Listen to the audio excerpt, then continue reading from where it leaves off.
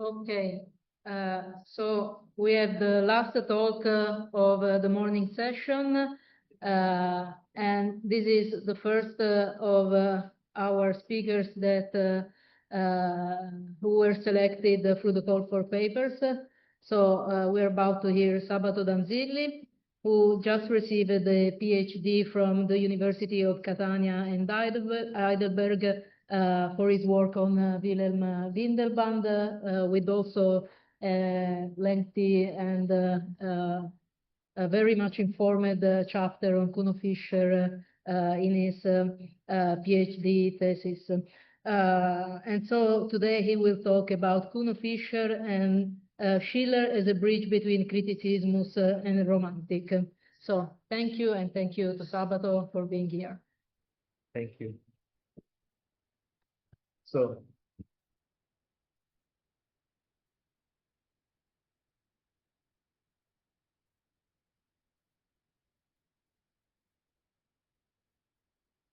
good morning. It's hard to speak after the insightful talk of Professor Beiser and the beautiful talk on, excuse the repetition, on beautiful Saul.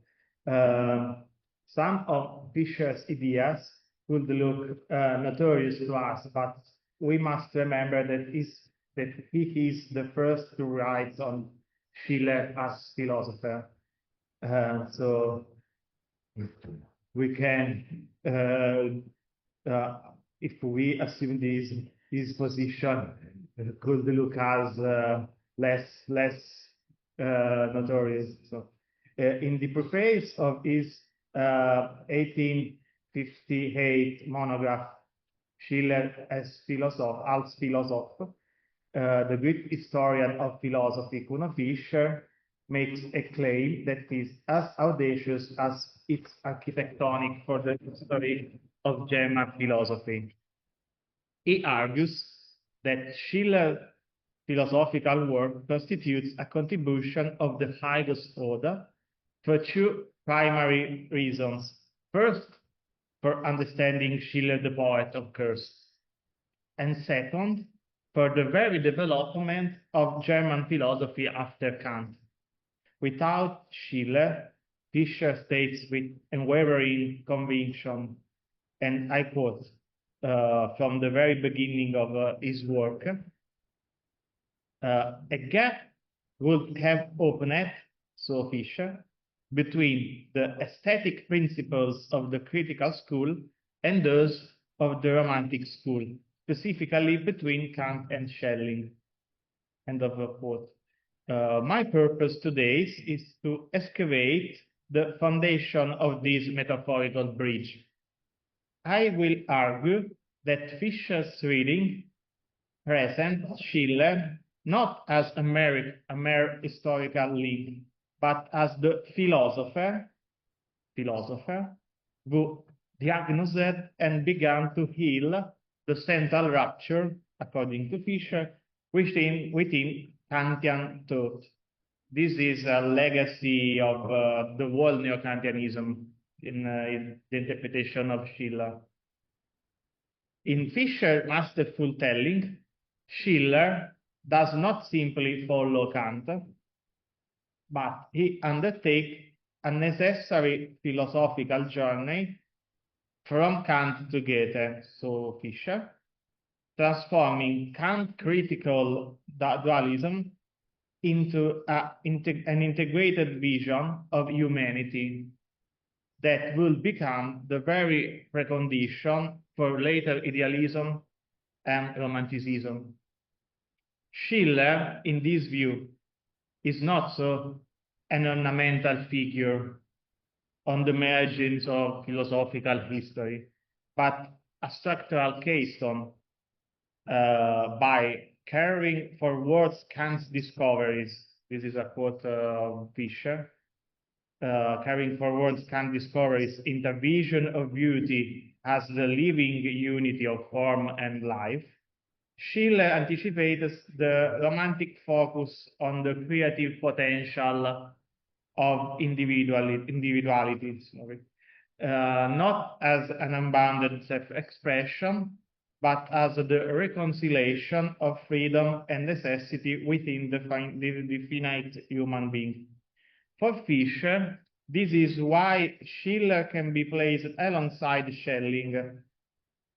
The synthesis sketched in the aesthetic letters, where sensus, impulse, Stofftrieb, and form impulse, Formtrieb, are reconciled by the play drive, Spieltrieb. This sketch has conceptually similarities to Schelling's Identitätsphilosophie, in which, I quote Fischer, nature is visible spirit, spirit is visible nature. What makes this bridge truly decisive for Fischer is that it is not only thematic but methodological. Kant's Kritik der Urteilskraft has drawn rigorous boundaries between the cognitive, moral, and aesthetic faculties, guarding the aesthetic sphere as reflective and non-determining. In the Kritik der Urteilskraft, this is a site of judgment without concept. Romantic philosophy, by contrast, often sought to dissolve this demarcation in the name of the absolute, risking a collapse of distinction in favor of an undifferentiated world. Schiller's contribution, as Fischer reconstructed it, is to mediate between these poles. He preserves the critical distinction, acknowledging the specificity of aesthetic judgment, but locates within aesthetic experience the real possibility of their higher synthesis. In Fischer's word, the aesthetic state for Schiller is that condition in which, I quote, man is at once determined and determining, free from every determination, yet open to all. A formulation, if we look carefully, that both wards Kant's autonomy of reason and open toward the romantic vision of unity. To appreciate the bridge between criticism and romanticism, that, according to Fischer, is in Schiller's philosophy, we must first measure the charge it spans. Fischer analysis underlines what he calls the, this is a quote from Fischer, harsh and inexorable opposition that lies at the very heart of Kant's moral philosophy. This is the unyielding conflict between the Pflicht, duty, and Neigung, inclination. Pflicht is the unconditional command of the moral law. Inclination, the entire world of our senses, desires, and natural impulses. For Kant, as Fischer remembers, virtue is absolute. It consists of nothing less than the, I quote, unconditional dominion of duty over the impulses of the will, end of the quote, and demands the constant sacrifice of individual inclination. Morality, therefore, is a victory of reason over the senses. Fischer argues that Schiller's philosophical genius lies in his fundamental refusal to accept this sacrifice of freedom, in a sense that we investigate now. We will see that this conception is in Southwestern neo-Kantianism too. Schiller does not seek to dilute Kantian rigor. There is not an opposition in this. But Schiller intuits a higher form of morality, where the conflict itself can be dissolved into harmony. The first evidence of this move is in Schiller's concept of grace, Anmut. Grace, for Schiller, is that sublime state where duty has become so fully internalized that it expresses itself as a second nature, so according to Schiller. It is the moment when, as Fischer phrases it, the moral soul becomes a beautiful soul. So, where one desires to do what one ought to do. This, for Fischer, is the first act of the metaphorical bridge between criticism and romanticism. A momentous passage from the abstract command of moral law to the concrete reality of lived sensuous beauty. This project of individual harmony, finds its direct parallel in the collective history of humanity. We must refer now to the Schiller theory of Bildung, of formation and education.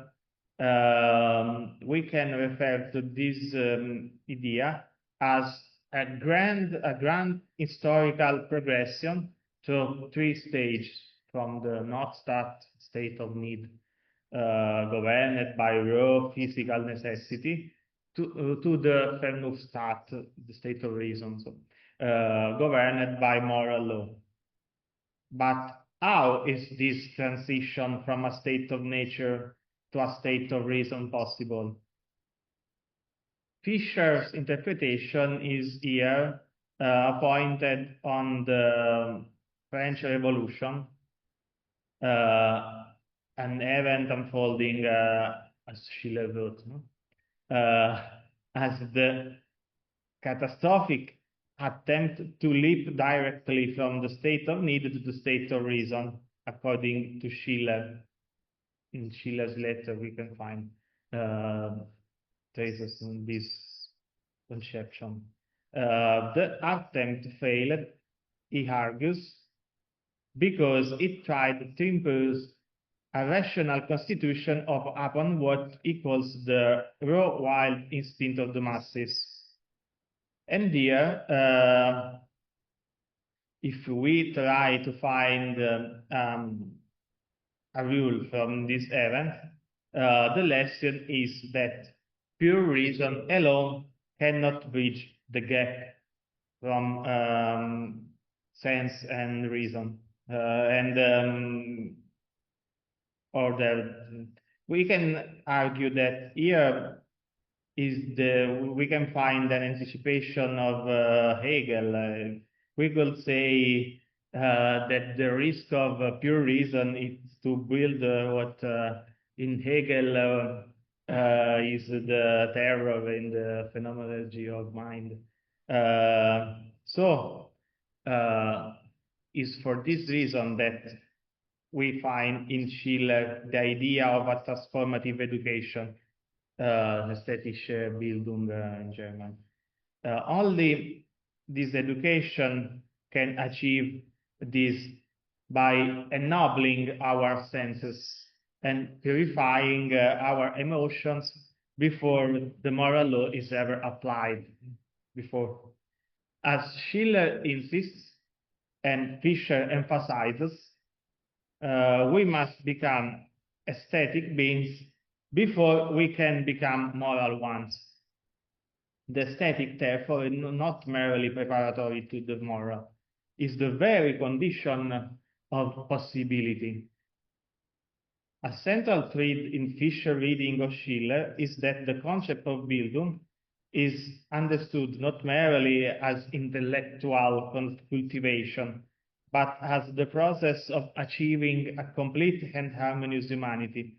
In Schiller as philosopher, Fischer insists that Schiller's idea of Bildung cannot be reduced to the acquisition of moral habits or the refinement of taste. Rather, it constitutes the formative process by which the sensuous and rational dimension of human nature are harmonized, producing a unified self in which ethical and aesthetic capacities are inseparably intertwined. We can, however, say that Fichte, that is not quoted by Fischer, Fichte's educational concept of freedom that transcend the social and political realm largely determined Schiller's definition of this term. This contrasts with Fischer's lecture that for Fischer there is a scarce role for Fichte in Schiller's legacy. I want to repeat that Bildung is a process, it is an activity for Schiller and for Fischer too. For Fischer, speaking on Schiller, the engine of reconciliation is, I quote before, the concept of Spieltrieb, the play drive.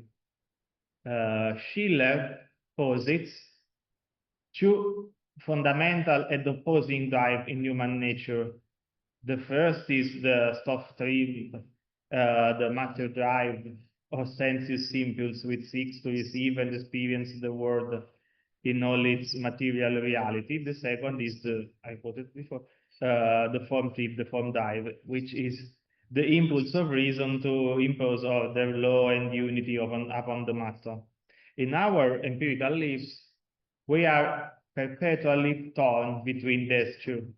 The Spieltrieb, however, is a third mediating drive. It is the drive that is satisfied not by matter, not by pure form, but by what Schiller calls living form, by beauty itself. It is in the contemplation of beauty, in play, that these two opposing forces are brought into perfect equilibrium. Fischer explains this state with a physical analogy. He asks us to imagine two opposing forces acting with equal energy on a single subject. The result, he notes, is a perfect state of rest and total indifference. This indifference is precisely the aesthetic state. It is a removal of necessity that constitute true positive freedom. As Schiller famously declares, man is completely a man only when he plays. This is a very famous statement of Schiller. We ought to introduce now a crucial, often overlooked part of Fischer's argument in his book on Schiller. Fischer's analysis extends this framework into the very heart of aesthetics, so revealing how Schiller fundamentally redefines tragedy. The second part of his book on Schiller. He breaks decisively with the Aristotelian tradition by excluding fear, very central to the Aristotelian vision of tragedy, and focusing the entire tragic effort solely on compassion, Mitleid. Fischer dealt himself with the work of the Aristotelian scholar of the 19th century, Barnes. Sorry. Why this momentous shift? Fischer's explanation is sharp. For Aristotle, he argues the ultimate object of tragic fear was destiny. Destiny, a gigantic external force, Schicksal, destiny, against which the hero struggles in vain. Schiller, however, completely internalizes this conflict. The tragic struggle is no longer a battle against an external fate. It's a battle of the moral will against the sensuous inclination. The greatness of the tragic hero is measured by his capacity for self-sacrifice in the name of an ethical end. And in Schiller framework, Fischer concludes, the moral law has taken the place of destiny, central to the Aristotelian vision. This moralization of tragedy is for Fischer a prime example of Schiller translating the core concern of Kantian morality into a new sublime aesthetic form. But perhaps Fischer's most profound insight comes from his analysis of Schiller's essay on naive and sentimental poetry. This distinction, Fischer argues, is the key to understanding not just Schiller, but the modern condition. The naive poet, as for example, Homer and Shakespeare, represents nature and reality in a perfect and problematic unity because the poet is nature.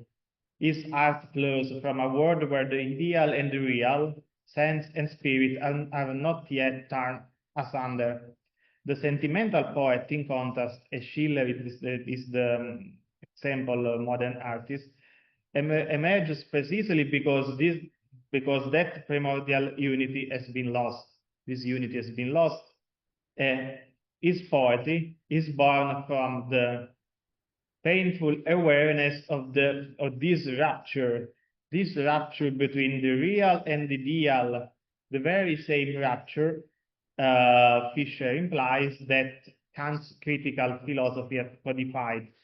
The sentimental poet does not possess nature. He consciously seeks it as a lost ideal to be regained. The implication is staggering. Schiller's entire poetic and philosophical project is an attempt to aesthetically heal this modern division. He is the bridge because he's a sentimental poet, consciously striving to reconcile the very dualism that the naive poet never experienced. His work is the artistic manifestation of the post-Kantian problems. It doesn't just theorize about the bridge between criticism and romanticism. So his very artistic vocation is this bridge. And this is, my opinion, the very reason of the importance of Schiller as philosopher. I'm going to speak at the end of my intervention on a concept very important to Fischer's world philosophy. I maintain that we have to consider this concept in Schiller as philosopher, the work of Fischer too. This concept is the concept of Entwicklung, development. Entwicklung is the structural key to Fischer historiography. In the whole historiography, in the whole philosophical historiography of Fischer. And this concept reveals how he navigates between the legacies of both Kant and Hegel. For Kant, the architectonic of reason is static and historical, according to some in lecture, some interpretation of Kant. Hegel, by contrast, embeds reason in a dialectical process, where truth unfolds historically through the self-mediation of the spirit of the mind, as we want to call it.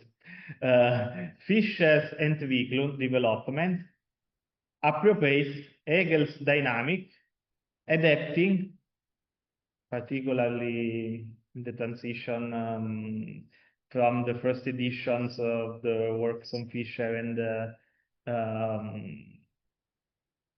later editions, adapting the Hegel's speculative metaphysics to the criticism itself.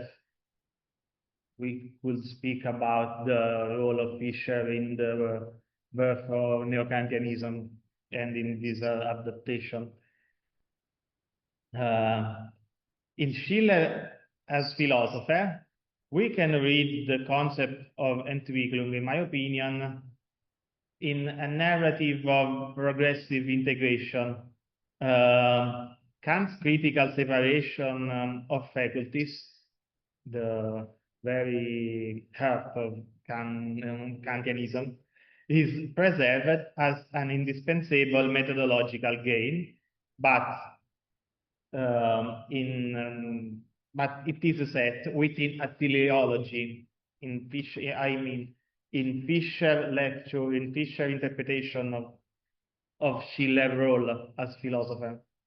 So I repeat, Kant's critical separation of faculties is preserved as an indispensable methodological gain, but it is set within a teleology that moves toward their higher unity.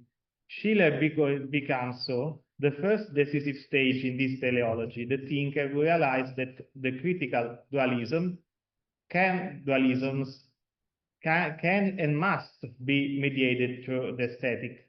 In Fischer's account, the movement from the state of need to the aesthetic state, to the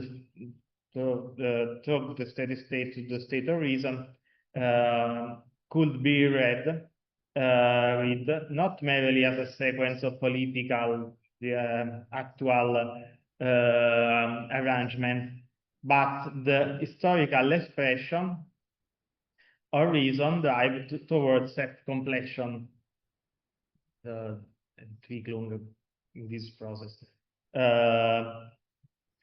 In conclusion, Bruno Fischer, Schiller als Philosoph present a figure who is far more than a poet who happened to engage with philosophy. Schiller is the necessary mediator in the Entwicklung of German thought. By resolving Kantian opposition to the aesthetic, to grace, to play, and to the self-conscious art of the sentimental poet, Schiller forges a path that leads directly to the romantic and idealism. The idealism in particular in its synthesis of freedom and nature, the great effort of idealism.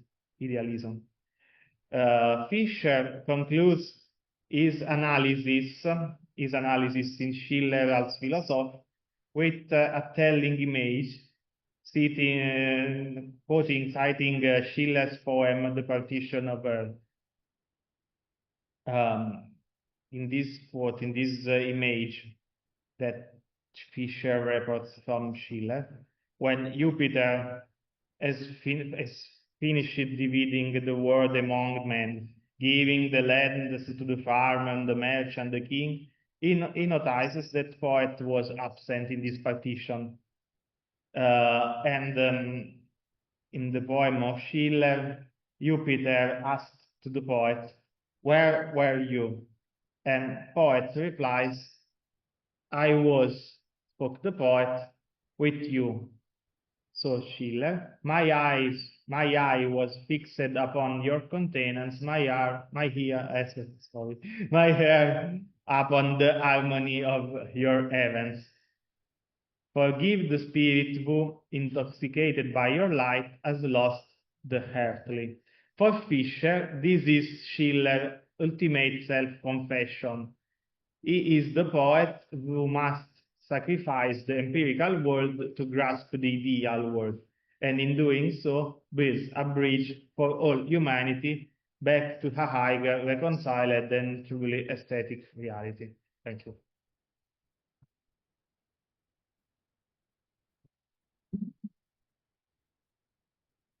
So, thank you. While we wait for some questions, I want to pose a question to you. If you want, you can also answer in Italian, and I'll translate if you prefer, without having to come up with an answer in English, as you wish.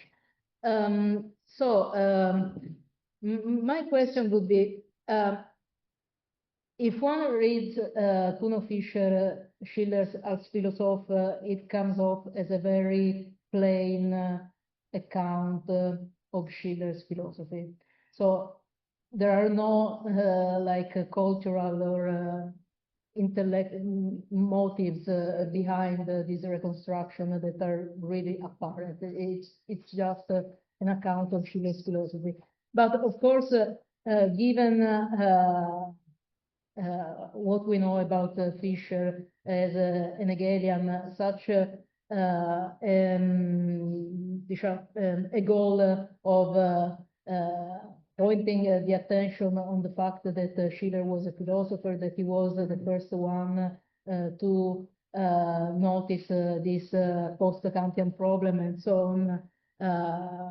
Also involve that there were like these greater motives to bring the attention to Schiller. So my question is, what was trying to achieve Fischer by pointing the attention on Schiller? Was it just for a better historical understanding of post-Kantian philosophy and also Hegel's philosophy to show this, as you call the anticipation of Hegel and this first attempt to reconcile the splits that were in Kantian philosophy, or he thought that Schiller brought something to the table that wasn't just surpassed by Hegel, but was still relevant, and so it was important to read Schiller, not just because he was a forerunner, but for other reasons. So, in my opinion, we must remember that the first edition of the year of the talk on Schiller and the first edition of Schiller as philosopher is 1858. That is 2 years before the Fischer's talks of the Fischer talks on Hegel of 1860, and is a year before the centenary of Schiller birth. So we have to expand our consideration from the text to to an examination of the Fischer life and works, and we are in the phase in which Fischer moves to a more strict Hegelian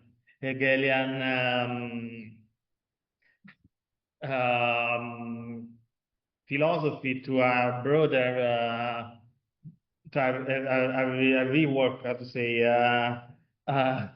a change in his hypothesis, in his philosophy. So we remember that the first edition of Fischer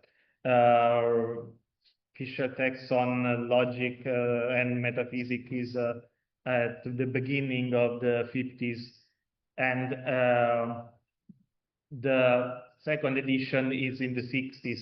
And I think that we can infer that Schiller is an author that permits to Fischer to reconsider his philosophical ideas and permit this to try to how to say to have a Unitarian vision of what we call the German idealism.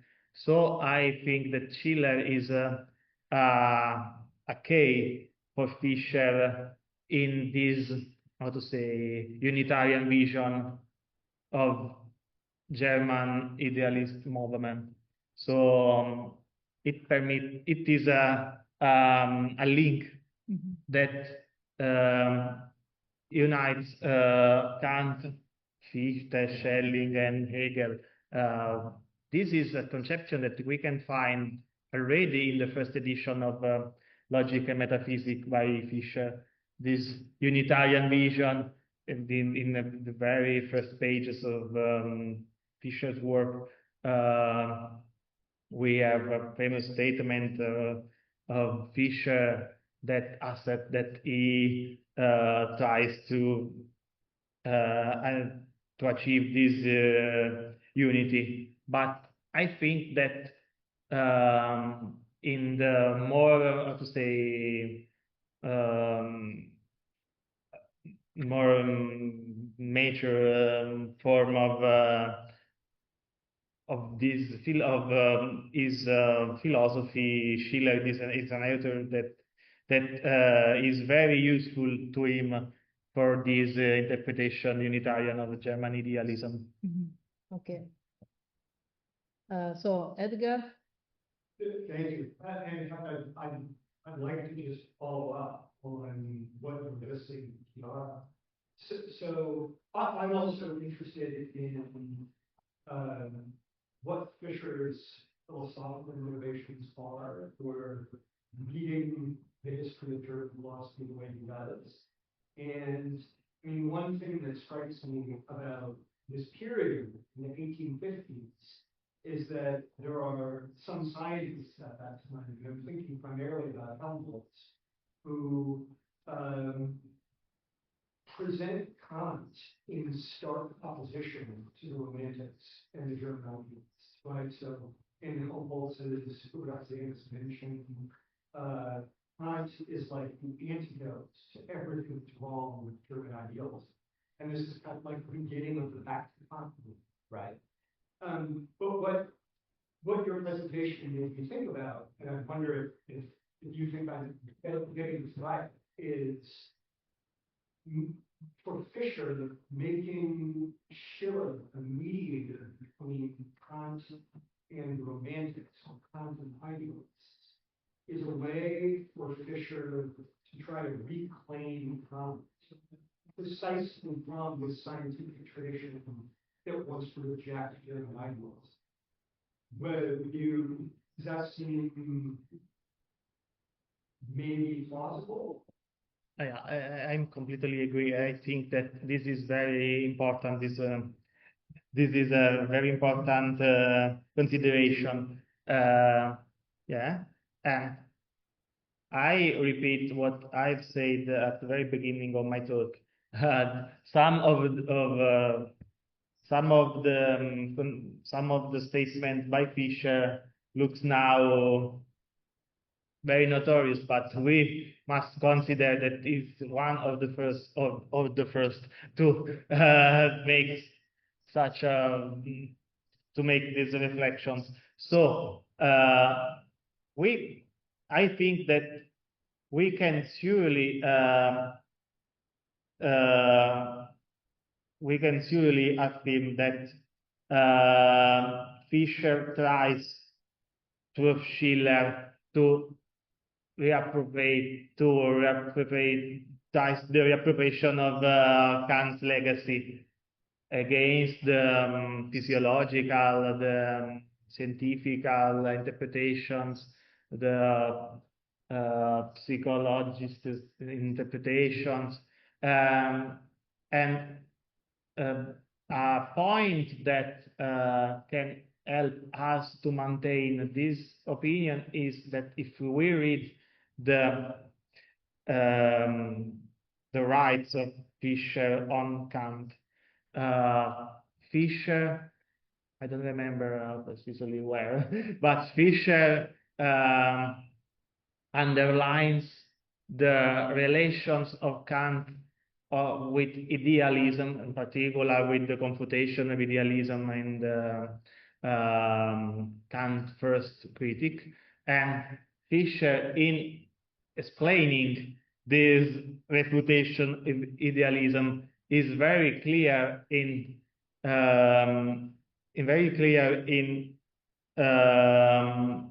illustrating that this computation is the computation of Descartes' idealism, critical idealism, and Fischer reivindicates the idealism in the sense of criticism. So for Fischer, Kant is an idealist. So I'm agree with your considerations. Morrone? Posso fare una domanda in italiano? Grazie per la azione. Ieri in realtà ho una perplessità che è stata tocca a valenza umistica, di sottolineare che diciamo della teleologia, no? Ne parlavamo forse in che modo qui Schiller viene integrato in questa connessione storico-problematica che da Kant porta dall'estetica speculativa dell'identità da Kant porta a Schiller in letteratura. E questo diciamo ci come dice, poi inguarda sull'efficacia storiografica. Questo ti voglio dire, ecco, la considerazione in generale. Però mi collego a questo tiro dalla prima alla seconda edizione del testo di Fischer. Quello che sta facendo è che occhi che la seconda si introduce una ampia trattazione di scritti antropologici e linguistici, perché era sempre là, è una storia di questi sono interessanti per una serie di aspetti, perché ci aprono la formazione di Schiller, ci presentano Schiller che è un antropologo che un ecco, che impatto ha questa trattazione sull'economia generale della seconda edizione? La integra, la mette qui, se il paradigma dello Schiller e dell'idealismo resta immune anche di fronte alle evidenze, diciamo, dello Schiller più. Vuoi che traduco la domanda? Professor Morrone asked whether the changes that Fischer had to do in the second edition, addressing also Schiller's writings that were not published at the time of the publication of the first edition of Schiller as Philosophe, such as all the anthropological writings by Schiller, affect this attempt to use Schiller as a way to construct this idea of a Unitarian idealistic tradition, since they doesn't seem to fit very much into this attempt to bring Schiller into this Unitarian tradition. Beh, guarda, Giovanni, allora, riguardo diciamo i due coni, se possiamo definire così, della tua osservazione, riguardo il primo, poi ne abbiamo discusso anche in altre occasioni, diciamo che nel caso di Fischer quest'idea quasi narrativa, diciamo così, della storia della filosofia è veramente tipica del suo stile, proprio come dire, come autore. Questo giustifica, sembra quasi che sia il suo fine principale, diciamo, fornire la narrazione, anche a costo di semplificazioni nelle interpretazioni che propone, diciamo così. Però, diciamo, io poi posso ripetere quello che ho fermato anche altre volte, c'è questa ricostruzione, fu sempre una ricostruzione a posteriori, cioè diciamo, anche se a noi dall'impressione teleologica, comunque dal fatto che è una ricostruzione per noi, usando il lessico idealista, diciamo così. Riguardo il punto, l'ampliamento delle due edizioni, ovviamente io nel mio intervento mi sono focalizzato sulla prima, quella che poi appunto uscirà nell'alveo del progetto, però anche in questo caso è molto tipico di Fischer scrivere una prima edizione, anche per su altri scritti, una prima edizione per uno sketch, diciamo, un abbozzo, e poi una seconda edizione molto ampliata, più matura, alla luce degli ulteriori, diciamo, aggiornamenti, con le ulteriori conquiste, diciamo, della ricerca, anche con, diciamo, traslando questa cosa all'Ottocento, diciamo così. Però, ecco, posso dirti che questo schema, grosso modo, mi sento di dire che rimane perché Fischer lo applica anche allo stesso Kant, anche in quel caso, diciamo, anche in quel caso allargando, nel caso di Kant, alle ulteriori opere al di là della critica, cioè proprio, ripeto, costitutiva, proprio questo schema evolutivo è proprio costitutivo del modo di Fischer di interpretare la storia del pensiero, diciamo. Questo mi sento di dire che è abbastanza caratteristico appunto delle sue interpretazioni filosofiche. Non so se... So, Sabato Danzili's answer was that he doesn't see much changes from one edition to the other because the attempt by Fischer to construct these broad narratives were stronger than these changes. So and that also the fact that he changed the edition from during these years isn't much relevant since it was typical by him to first write a sketch and then follow up with a more structured book. Sì, guarda, sostanzialmente lo dico. Lo fa anche per altre opere, da questo allargamento. Yeah, so also in other works he follows the same way of first writing a sketch and then writing a more broader version of it without changing necessarily the main assumption. It was more to bring stuff up and then expand on that. Okay, you wanted to, Professor Artung? Yeah. Yes. Very much Entwicklung is a very interesting historiographical term. In 19th century, it's all about Entwicklung, evolution. So what means Entwicklung for Fischer? I would propose that this is a vulgar Hegelian term. And so you have to say something about the origin. You say something about the origin of it. The Bewegung, the evolution, but more interesting is the tellers, question of the question. So, where are we before the tellers, before the aim of history, or behind? So this is my question, because Fischer is Hegelian, and as you know, in a systematic and historical sense, history of philosophy ended with Hegel. And this is some sort of post-histoire. So what means Entwicklung for Fischer at this time? Is there still evolution, or is there slow motion? No, what is it? What is Entwicklung? Well, that's a lot of many questions.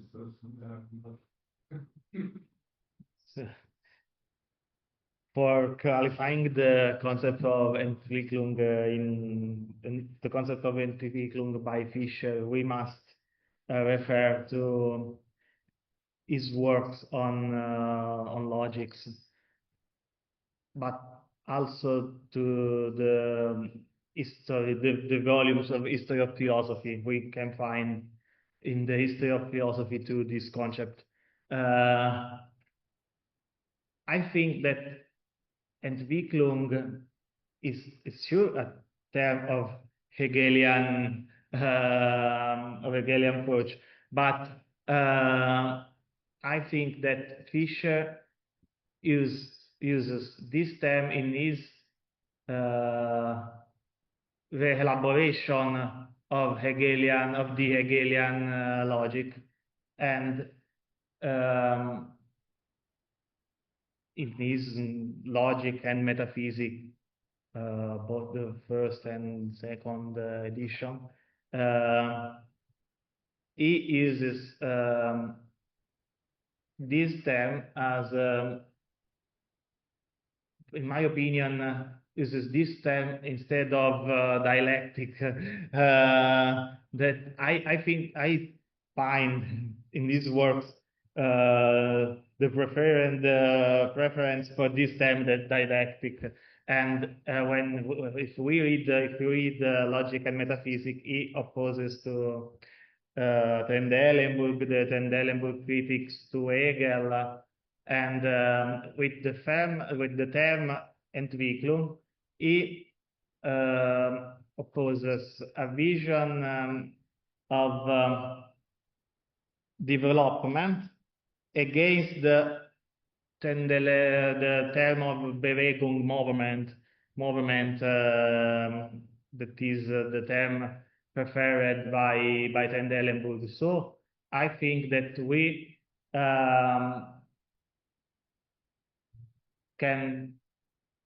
can read this term as development, but as teleological process, but without to say the more to say dialectical aspects of the Hegelian term of dialectic, and I think that this scheme is the same that Fischer says it clearly, the same that he uses to speak, for example, when in his book on Kant, on Hegel, sorry, he speaks of Kant as the first evolutionist, according to Fischer, because evolution is, according to Fischer, is a Kantian concept, because Kant speaks of evolution in his moral writings, in his historical writings. So for Fischer, the Kantian vision of history too is an Entwicklung, development, and so for Fischer, Kant is, Fischer says it in the book, not on Kant but on Hegel, Kant is the forerunner of Darwin, so he's the conception of Fischer. So it is, I repeat, it is difficult to explain Entwicklung without the logical texts and the direct sorry, quotes by Fischer. But this sort of how to say, weak Hegelian conception, we can say it. Okay, so thank you. And